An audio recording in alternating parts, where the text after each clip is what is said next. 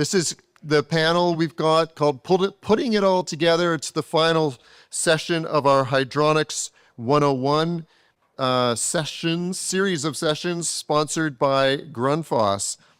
I do hope you all have learned something today. I've actually learned some things today, so thank you. To begin, I was going to introduce our panelists. Hope if you guys have all been here earlier today, you will remember Travis, Chris, Bruce, and Gilles. Now we've also added Mr. Curtis Bennett, a hydronics controls expert from right here in Calgary and a regular contributor to HPAC magazine. If you weren't here in the last session, if you were, then you know Curtis already. And on the far end is Mr. John Siegenthaler, and you've heard his name a couple of times in a couple of sessions. He's written the book on hydronics, modern hydronics, and he's well recognized around the world, and that is who we've got here today. And I'm just a little curious with regards to those in the audience, how many of you have been involved in the design or installation of a hydronic system already? Oh yeah, yeah. Okay, good. Some people not. That's good too. That's even better. Okay, so this is meant to be like an open forum. Questions. We're really looking for questions. So if they're already in your mind based on things you heard earlier today, and you didn't ask then, now's the time. And I'm keeping my eye out, trying, and these guys will as well. For hands up, we'll answer your questions. But I thought to get us going, I did prepare some questions. And again, this is Hydronics 101. So here is question number 1. Let me make sure I have this in the right order. Hey, I'm new to designing hydronic systems. What is the one most common error you see from inexperienced hydronics designers? Gilles, you've got the mic, and you're going to hand it on down when you're finished. Okay, well, actually in my session, I talked about 3 or 4 items that I feel are critical. And after the fact, we were talking about some other things. I was doing a bit of math during my presentation, and this sometimes turns off a lot of people. Well, the good thing is that we now have software that's available to do a lot of this math. I always say that the piece of software that I use, it took my workload down dramatically, 80%.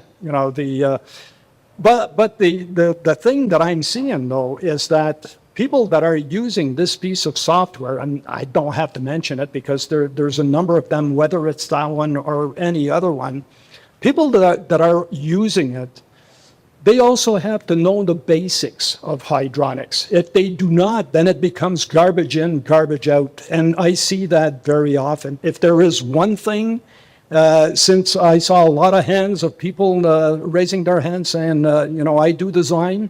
Well, if you're using a piece of software, whether it's SoftRate or whether it's LoopCAD, just make sure that you understand the basics of that piece of software.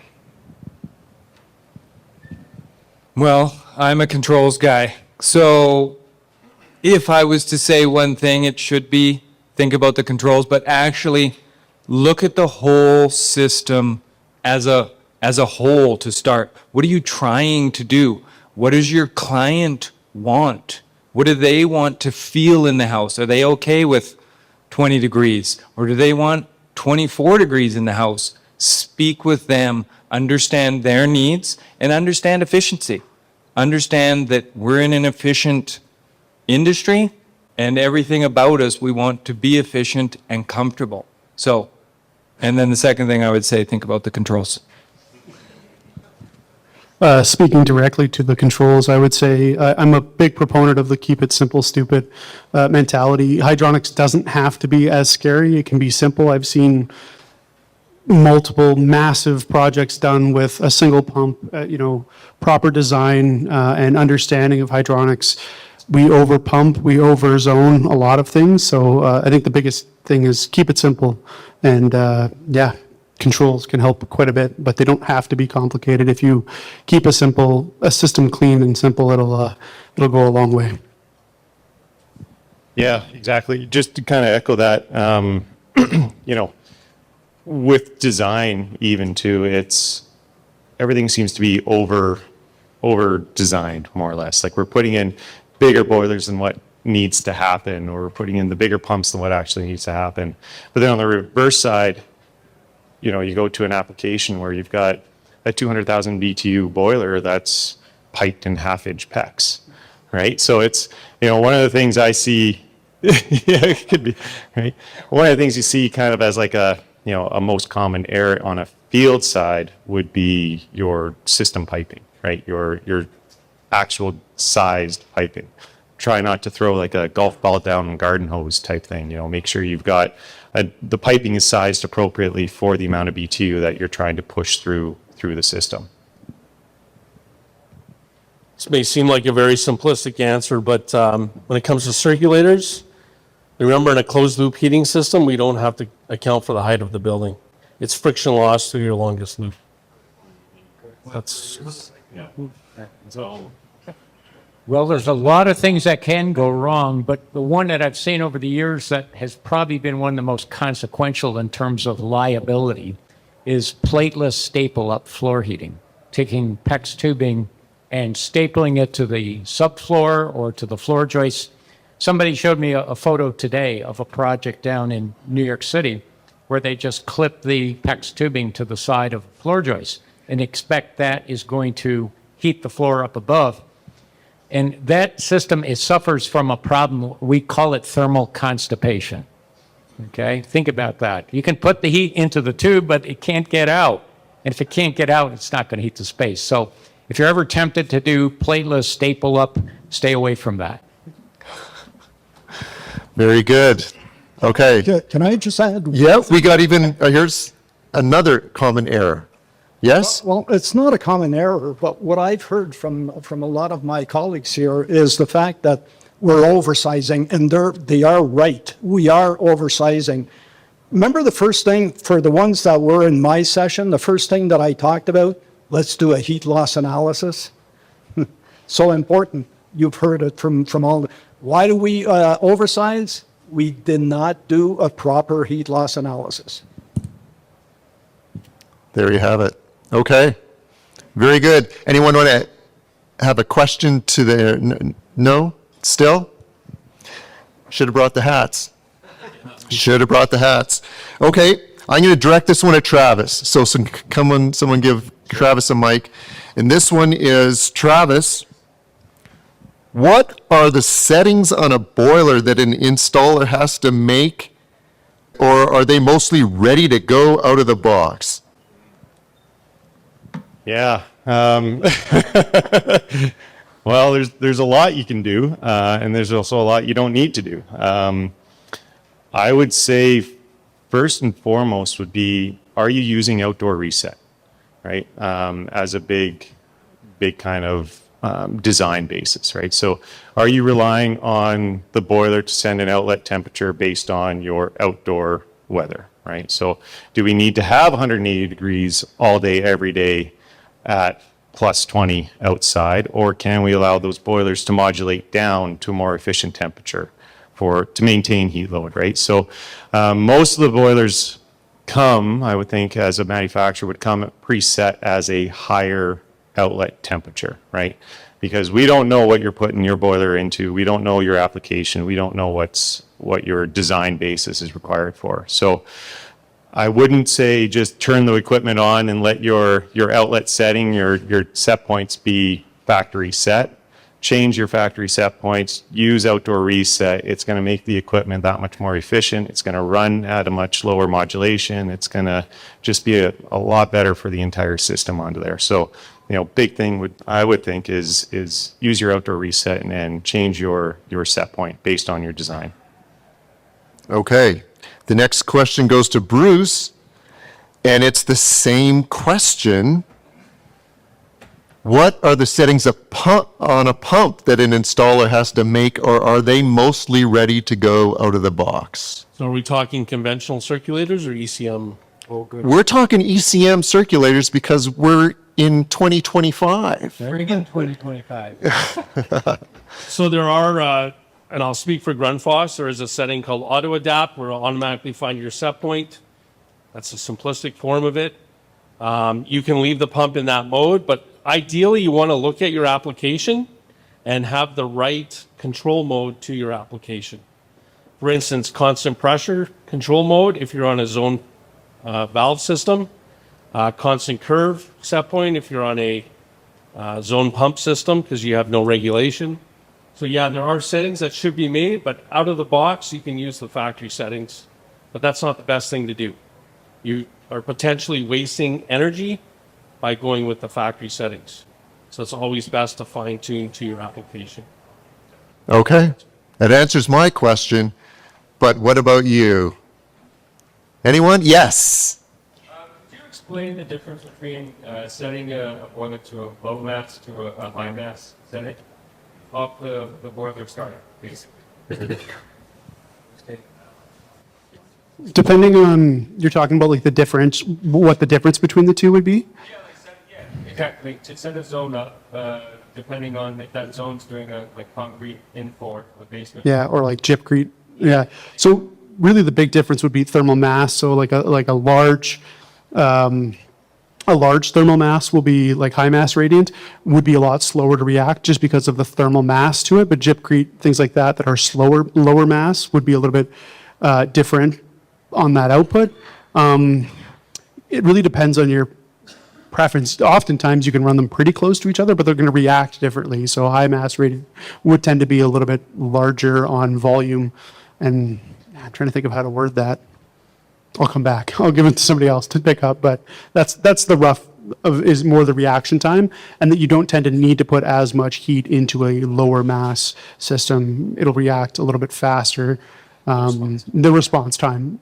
So they tend to be able to get away with lower temperatures as well, but it really depends on floor coverings as well. So a lot of low mass thermal units like gypcrete and stuff, people tend to put things like tile and stuff on top or like a thin pour. So you may get more gaining mass to that, but it'll react a lot faster. So. So I would add to that, and I think if I can infer what I think you meant, is do you actually have to set up a boiler different for a high mass versus a low mass? And the answer is no, because the boiler will modulate itself based on the load. So a high mass just runs for a lot longer period of time, whereas a low mass is going to move faster. So the boiler needs to react a little bit faster, but those boilers have PIDs built in them so that they will understand what you're trying to do. So they know that if they just need to hit that set point at 120 for 17 hours, or if another zone comes on and all of a sudden it needs to fluctuate, those boilers, these boiler manufacturers are building almost perfect machines when it comes to reacting to what you guys need. So out of the box on that is you don't have to do much. So. Actually, you're not, your question should be more of how do I set my reset control? Because your curve is going to be different. And John Siegenthaler in Modern Hydronics speaks about this, and he's got a beautiful formula for that. Depending on if you're working with gypcrete or if it's a high mass, or there is a formula to calculate exactly what your curve should be. Should it be a 0.5? Should it be a 0.8?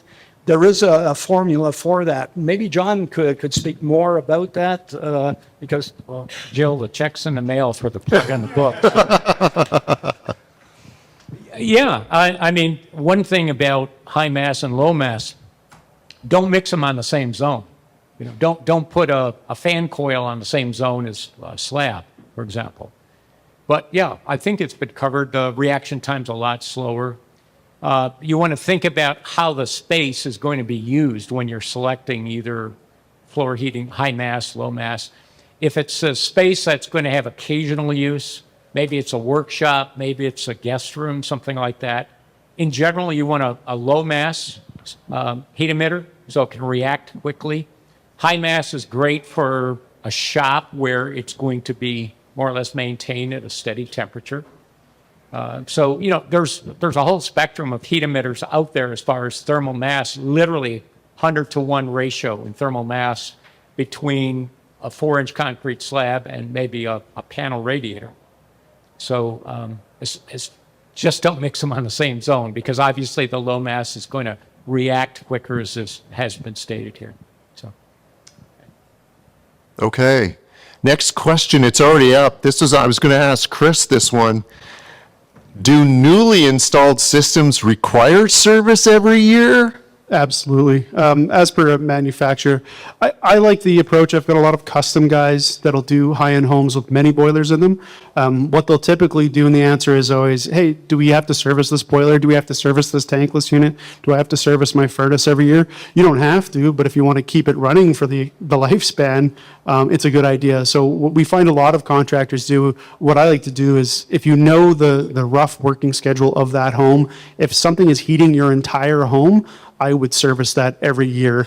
If it's doing the domestic for your home, you know, if it's doing anything other than like 6 months out of the year of light work, I would service your appliance every year. It doesn't have to be a full teardown service. After the first year, what we typically recommend, if it's a year of normal usage, go back in and see how dirty the heat exchanger is and how worn that system is, and then decide if you have to do a full teardown, almost like an engine service to a vehicle. Do a light service. Maybe you just change the igniters every second year. Maybe you do a full tear down every year.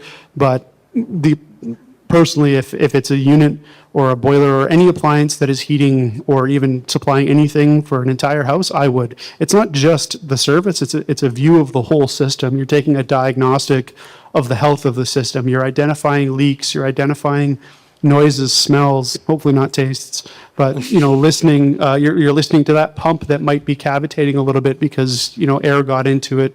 You're checking your system filler to see that, oh, there was a micro leak. And you're making adjustments maybe to the curve, to the heating settings, to the comfort of the home, updating software if needed, and checking things. It's also a sales opportunity as a salesperson, but that's kind of my personal pitch.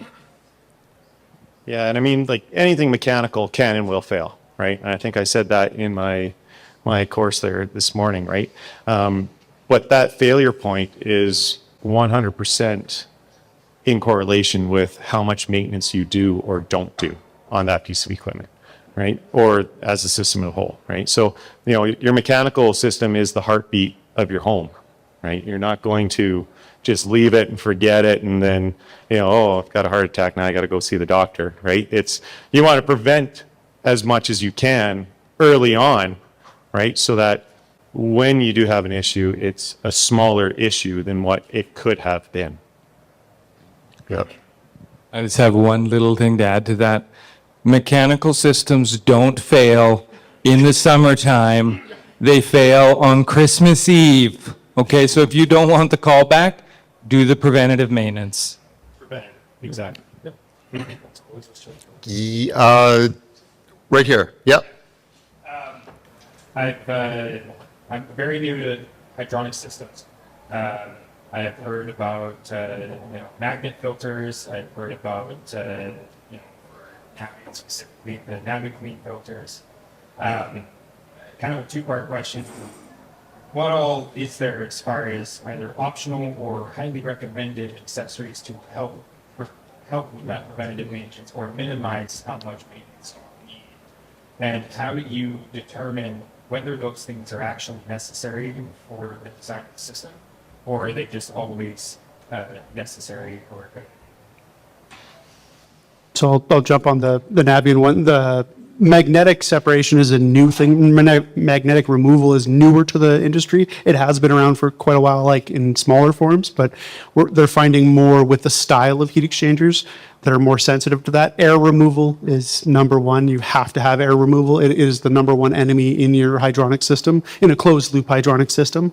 It's what's causing oxidization and causing all sorts of grief on that end. expansion, of course, you need an expansion tank, you need some means of fill. A lot of these are code requirements. Dirt separation has become a lot more popular now because we're trying to catch things. You're getting your flux, your other material out of that system. Magnetics newer, would it be needed on every system? Probably not, but you'd be surprised how many even clean, properly flushed systems that have. I had a system locally here that was beautifully cleaned, professionally cleaned, pre-mixed glycol with inhibitor, and we still pulled magnetite out of it 5 years later, of reason, like enough that I was shocked out of a sample that looked pure. So we're finding it's more of an insurance policy with the magnetic side. And as we heard earlier, depends on the system. You know, a retrofit system, I wouldn't sell without flushing for sure. Sorry. Yeah, I'd recommend magnetic dirt separator in any system, especially with ECM circulators and new heat exchangers. If you're putting a heat pump in or raised plate heat exchanger, anything with small flow passages, balancing valves, check valves where you've got these small fluid passages, dirt separation, as Chris is pointing out, has become more common now. And a magnetic separator, I would put it in any system, especially older retrofits. Anything with iron in the system. What about chemicals? What about chemicals for a system? You know what I mean? It's like, that's not a topic for me. That's for you guys. But like, Yeah, so speaking of that, like an inhibitor or a cleaner, if we talk about retrofit systems, you want to be putting in a cleaner. If it is, you know, you're pulling chocolate milk out of the system, you want to go in there with a nice cleaner.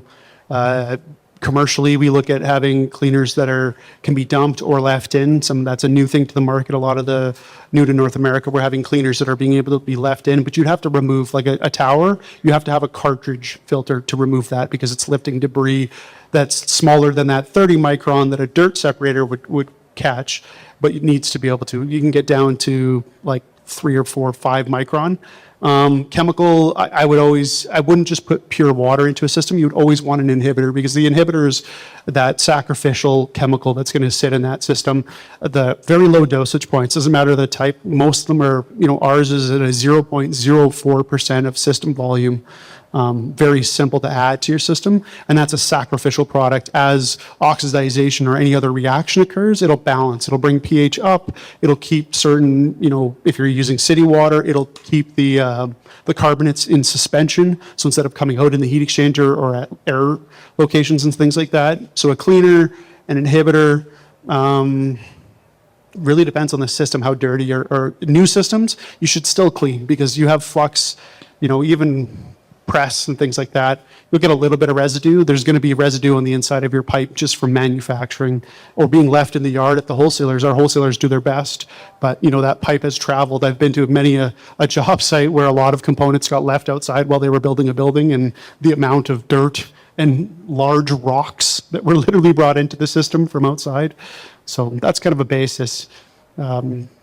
Or glycol. You make sure you're using inhibited glycol. I don't know many people that sell uninhibited glycol these days, but make sure that you're protecting your system.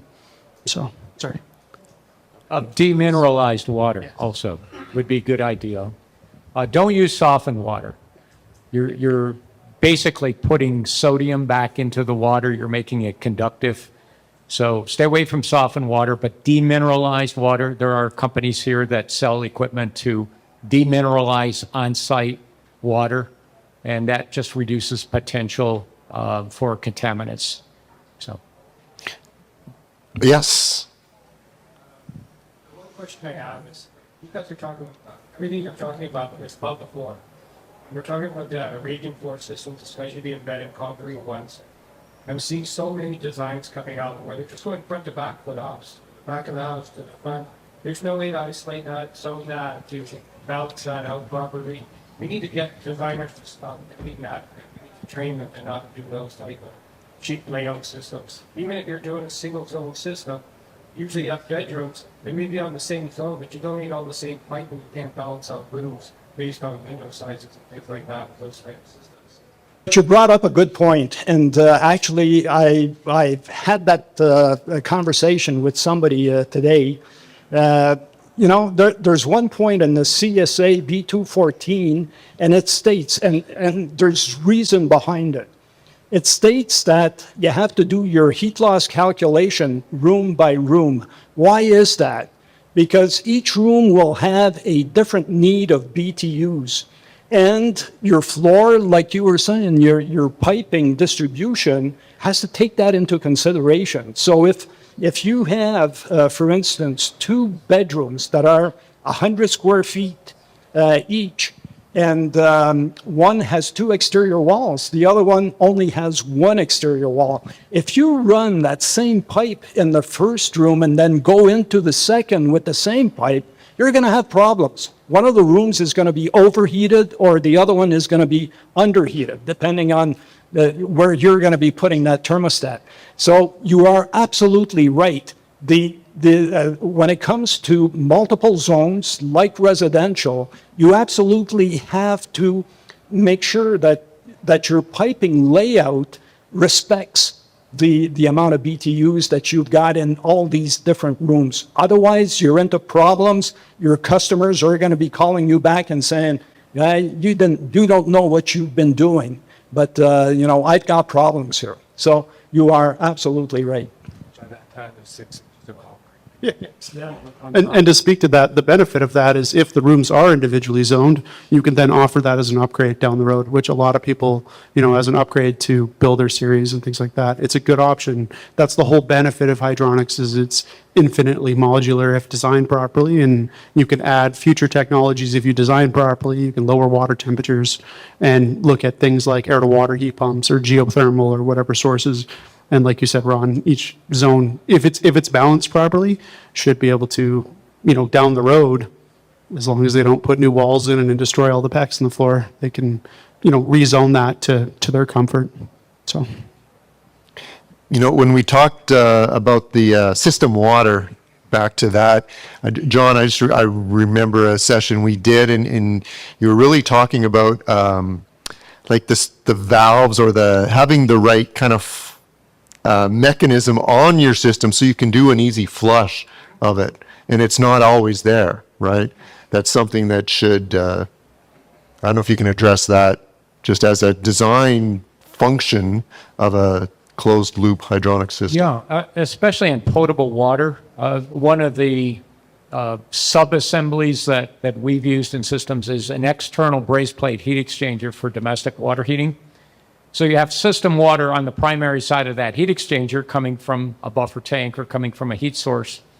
But you have potable water, domestic water, on the other side of the heat exchanger. And, you know, people have said, why do you use a braze plate heat exchanger? Don't you know it's going to plug up with scaling? Well, anything that you're supplying with water that has a high total solids content is eventually going to plug up, whether it's in coil on an indirect or whether it's an external heat exchanger.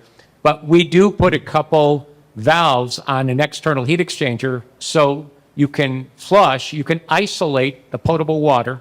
And it's as simple as, you know, just a purging valve.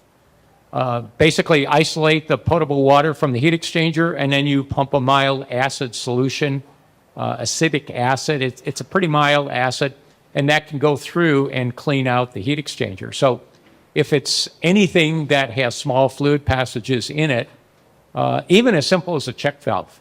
I like serviceable check valves because things can get hung up in a check valve.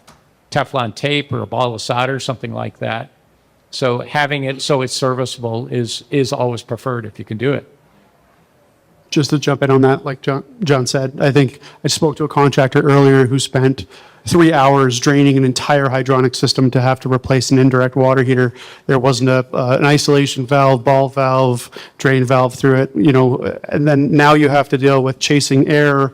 You've reintroduced fresh water if you had to dump that water, if you couldn't store it. Like the use of unions, isolation valves, there's so many companies that make built-in combination valves, or you can build them yourself if you'd prefer to do that. But having isolation or flushing points or air vents are just going to save you so much money and time, and it ensures that the service guy doesn't want to kill you when he has to spend 3 hours or even just changing a pump out. I've had so many jobs where guys go to non-isolation valve sets and they're like, well, now I have to drain down, 40 gallons of a system above this pump to drain that out. Or change it really fast. Yeah, yeah. And I've tried that, and it doesn't work. No. Okay? Make your future. Yeah. Okay, Curtis, I was looking for a question for you, and I didn't know like what a controls question I would love from this audience, but I thought to myself, well, boilers come with like a lot of controls built in now, so are those all the controls I need in a simple residential installation? Well, that's so loaded, it's not even funny. Okay, 20 years ago, and yes, I have been around for 20 years plus, I would say the boiler controls weren't very good. Okay, they just weren't. You needed something external, especially if you were going to have more than one. You needed something to manage those boilers properly. Now, the boiler can basically run itself, like we were talking with the high mass and the low mass. But the rest of the system, yeah, you still need controls. There might be some boilers out there, I don't know any, that have zone controls built into them, that can run pumps, that can run the rest of your system. But to tie, obviously, the thermostats and the zone control and the rest of the system together, I said this how many times? This will be 7 times now, is a big deal. So you need to think about all those things because the boiler we know can handle itself. Even if you have 2 or 3 boilers, they have managing systems on them now that will do that. But the rest of the system needs something to move the water in the proper locations. That's a simple answer. Yeah. Travis? I'll add to that. So, I mean, a lot of the, boiler manufacturers like NTI, obviously, but yes, the built-in controls, the boilers do handle themselves on, outdoor and inlet and outlet temperatures and system temperature and all of that. But we are starting to become more zone-based, right? You can run zone pumps, you can run zone valves, you can control mixing valves off of it, right? You can do your, on a simple residential application where you might only need 3 or 4 heating zones with a domestic load. In most cases, most of these boiler manufacturers, you can do that built in with their own control, right?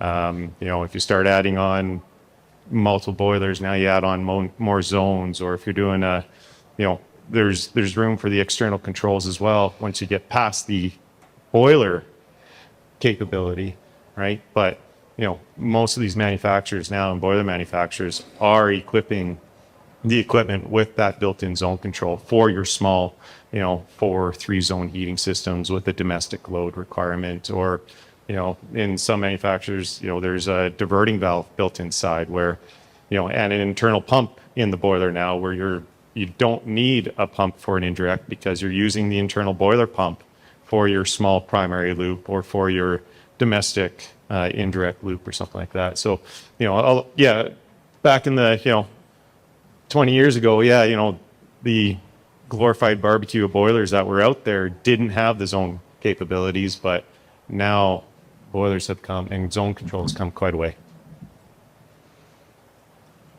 I like the added comment that you came out with. When he was saying, yes, these boilers can do an awful lot of things, but if your piping strategy is not correct, then you're up. How do we call it? Shit creek. You're up shit creek. So that is essential. Yeah, if you're doing a primary, secondary, you got to know what you're doing, and you got to know the fact that you're in series. You're not in parallel. So you have to understand that also. Just one more comment to jump in. It's starting to step outside of the simple residential system, but as we start to tie in external, secondary sources, we do a lot of work in British Columbia with air-to-water heat pumps with a boiler backup where we're doing chilled water from the air-to-water to do heating as well as cooling, and like that system is no longer simple, but it can do everything. But that's, now you're talking about 2 brands of appliances that would need a controller that needs to understand that system and can see that feedback. You can look dual fuel controls that have proper feedback built in to know when to switch things and to change valves and things like that. That's more outside of the simple systems, but it's coming as we step into a dual fuel, hybrid system. I think, especially here in Alberta, that's where we're going to be headed before pure electric. So, Okay. I had another question here, and it had to do, this one I was going to direct to John and say, is the biggest difference between a residential and a commercial installation just the size of the equipment, larger boilers, larger pumps, larger pipes, or are there other fundamental considerations? It's a good question.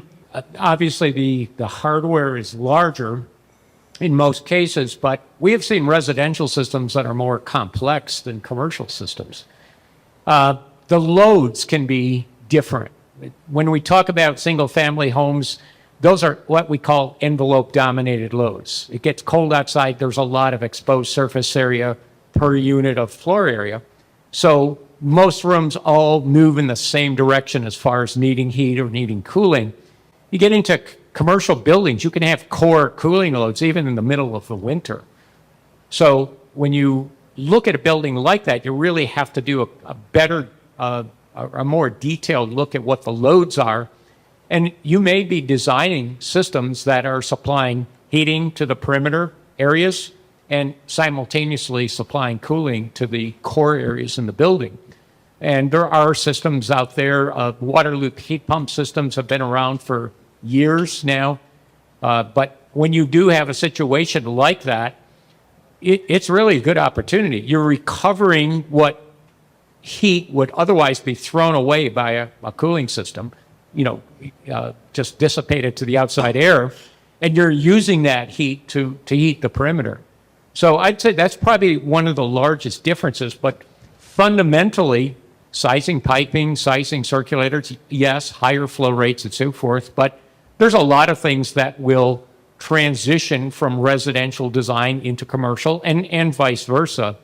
But the loads, you really need to scrutinize the loads better as you get into a building like this. For example, this space right here, I'm not sure if there's space or heated space above us, but if there is, and if we didn't have external surfaces on this room, we'd have a cooling load probably 12 months out of the year.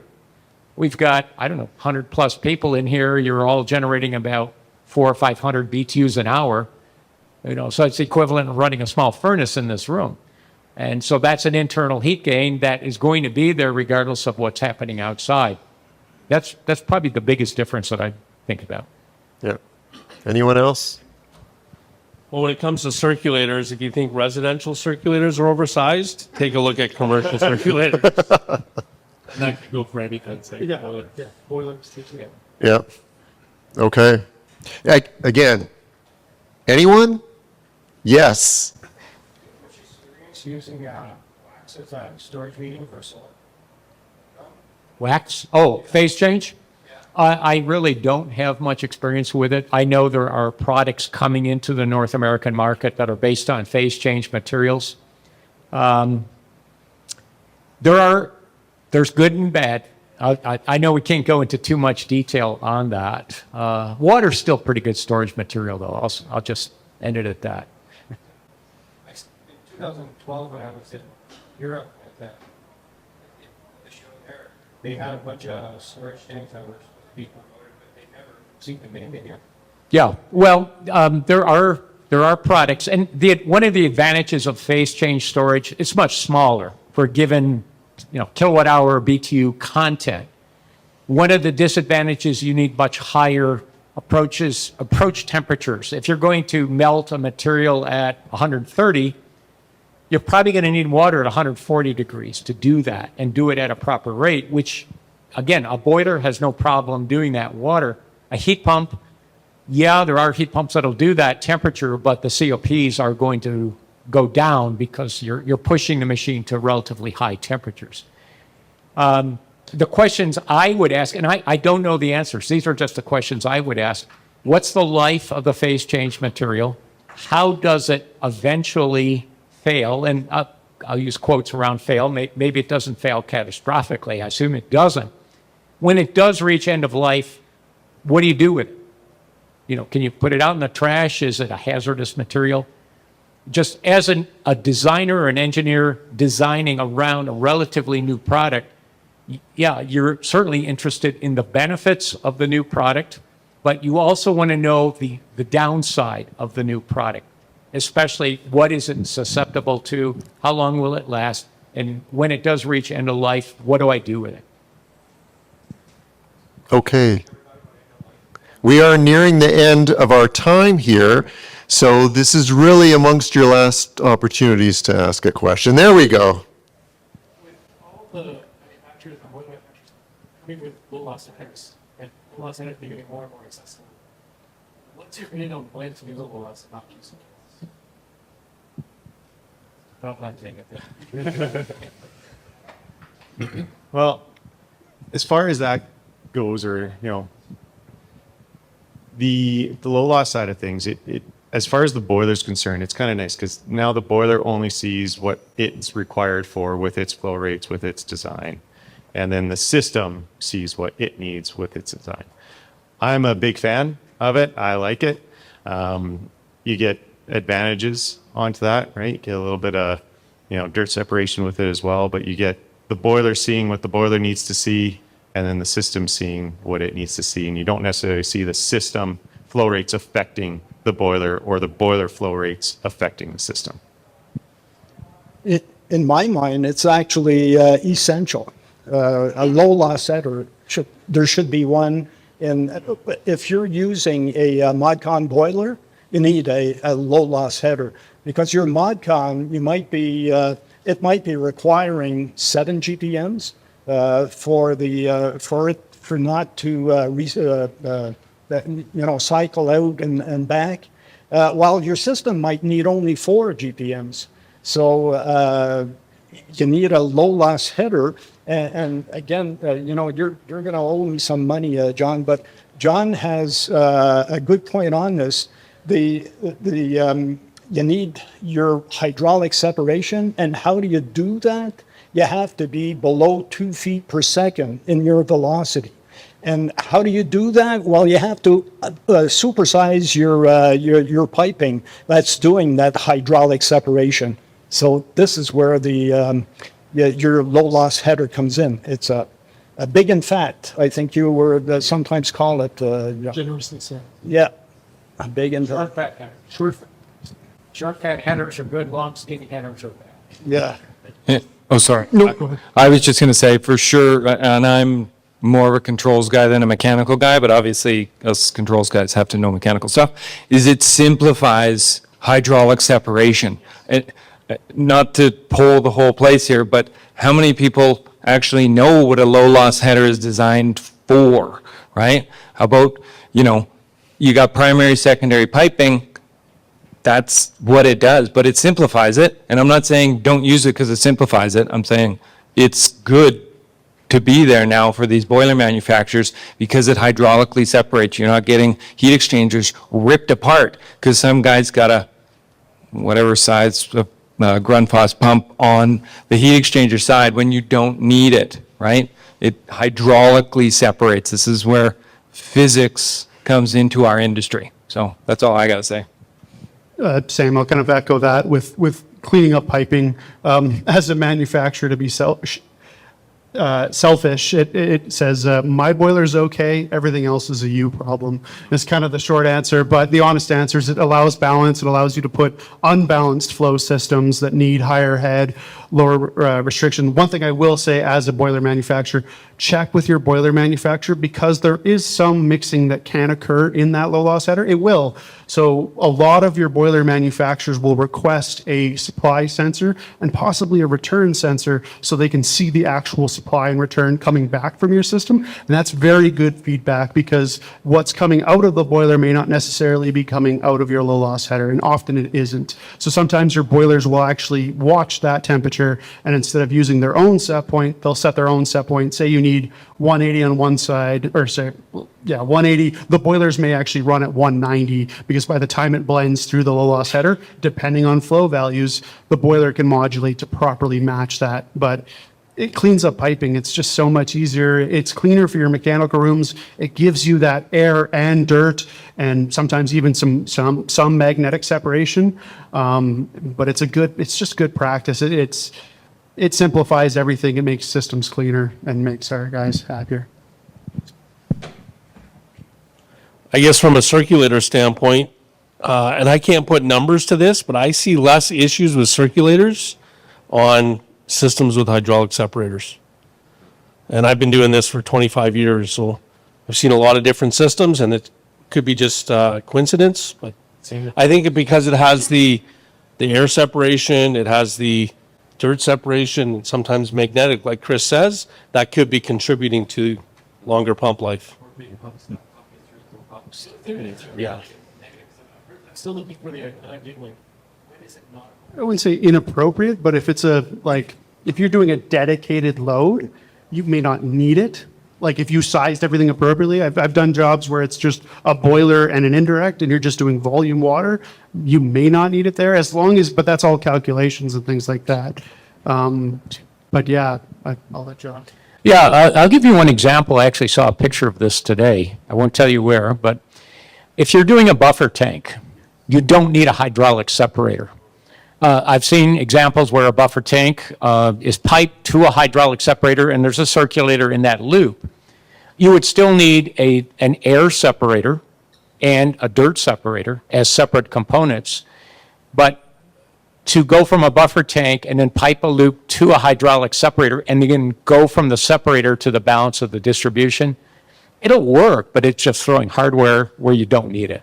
So remember, a buffer tank will give you, a properly piped buffer tank will give you hydraulic separation. It won't give you the air and dirt. Well, to some degree, the dirt will fall out and accumulate in the bottom of the tank, but I would still recommend you put an air separator and a dirt separator in there. And there we have it. I think our time is up. This is the end of our Hydronics 101 Sessions series, sponsored by Grundfos. So thank you all. You made it. All right. Grundfos.